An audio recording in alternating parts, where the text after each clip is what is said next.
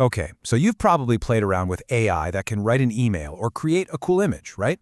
But what's the next big leap? Well, that's what we're digging into today. Agentic AI.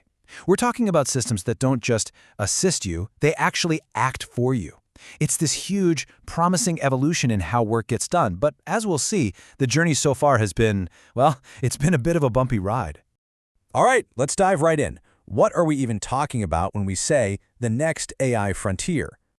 Okay, first things first. Let's get a handle on what this actually is. Agentic AI isn't just a chatbot waiting for your next command. Think of it more like a system that can actually see its digital environment, make a judgment call, and then take action, all on its own. The real game changer here is that leap from AI helping us do things to AI doing things for us. And this really nails the difference. It's a massive shift in how we should think about this technology. You know, if the AI we're used to, generative AI, is like your co-pilot helping you out, Agentic AI is meant to be the pilot. You just tell it the destination, and it's supposed to figure out the flight path, handle the controls, and, well, fly the plane itself. And look, this isn't some sci-fi dream for 20 years from now. Gartner, one of the biggest analyst firms out there, is predicting that by 2028, that's just around the corner, a full 15% of our day-to-day work decisions will be made autonomously. Think about that. We're going from basically zero today to 15% in just a few years. That's a huge deal. So, okay, with predictions like that, you can see why everyone's so excited. But what is the actual promise here? What's the big prize that businesses are chasing? Well, the vision is all about unlocking a whole new level of efficiency.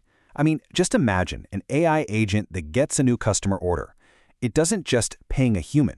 It goes and checks the inventory system, sees you're low on a part, automatically negotiates with the supplier for a better price, places the order, and schedules the final delivery. All of that without a single person having to step in.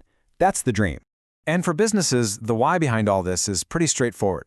First, you boost productivity by getting all that boring, repetitive work off your team's plate. That frees them up to innovate and create new things. Then you can scale up your operations like never before, and ultimately, you can give your customers way better, way faster experiences. And this isn't just for one or two industries.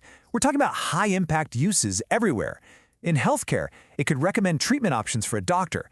In a factory, it might predict that a machine is about to break down and schedule maintenance before it happens. From retail to IT, the potential is just massive. But, okay, that's the hype. The journey from that incredible promise to what's actually happening on the ground, well, let's just say things have gotten a little bit messy. Yeah, the initial excitement is starting to run headfirst into a pretty harsh reality check. Turns out a lot of companies that jumped in with both feet are discovering that actually making these things work is way, way harder than they thought. And we've all seen some of the, let's call them, learning experiences, right? Take McDonald's. They tried using an AI in their drive-thrus. The result? Total chaos. It was adding butter to ice cream for some reason, and even tried to add hundreds of dollars worth of chicken nuggets to someone's order. Yeah, they had to pull the plug on that experiment pretty fast. But it's not always funny. Sometimes the consequences are really serious. Look at the financial company Klarna. They laid off 700 customer service experts, thinking their new AI agent could do the job. But they quickly realized the AI just couldn't handle the nuance, the empathy, the critical thinking that humans bring. They actually had to start hiring people again. And this experience has led to something people are now calling AI buyer's remorse. It's pretty wild. After all that hype, a recent survey found that more than half of executives who laid people off for AI now regret it. They thought AI would just replace people, but it didn't work out that way. So what is going on here? Well, critics like Ed Zitron argue that if you peel back the curtain, a lot of these agents aren't really autonomous at all. He calls them trumped-up automations. Basically, they're just very complicated tools that still need a ton of human effort to set up and keep running.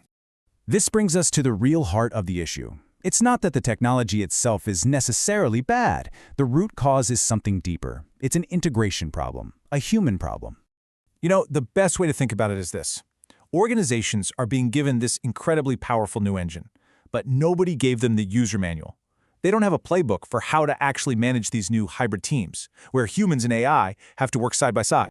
And researchers are now zeroing in on 4 key challenges that every single company is facing. First, the delegation problem. What tasks can you actually trust an AI with? Then there's the accountability gap. When the AI messes up, who's on the hook? Third is this tricky validation paradox. To check the AI's work, you need your best experts. But weren't they the people the AI was supposed to free up? And finally, the dependency trap. Do we get dumber as the AI gets smarter? So, okay, that's a lot of problems. How do we move past all this buyer's remorse and actually get to the good stuff? Well, the answer seems to lie in being way more deliberate and building a real structure for these new hybrid teams. And one solution that's gaining traction is this idea of a human-AI integration framework. It's built on 4 simple but really powerful principles. The big one, every single thing an AI produces has to have a named human owner. No exceptions. And handing off a task to an AI isn't just a click of a button. It's a formal, managed decision that you can always take back. And here's how you do that in practice. You treat giving autonomy to an AI just like promoting an employee, right? You wouldn't give a brand new hire the keys to the kingdom on their first day. You start them off at Tier 1 with heavy supervision. And only as the AI proves it can handle a task reliably do you slowly, carefully grant it more independence, moving it up through the tiers. And this really gets to the heart of it. The goal was never supposed to be about replacing humans. It's about building these effective hybrid teams. Let the AI handle the brute force execution and the number crunching. Let the humans provide what they do best: judgment, oversight, and ultimate accountability. Which brings us to the final, and maybe most important question for every single one of us.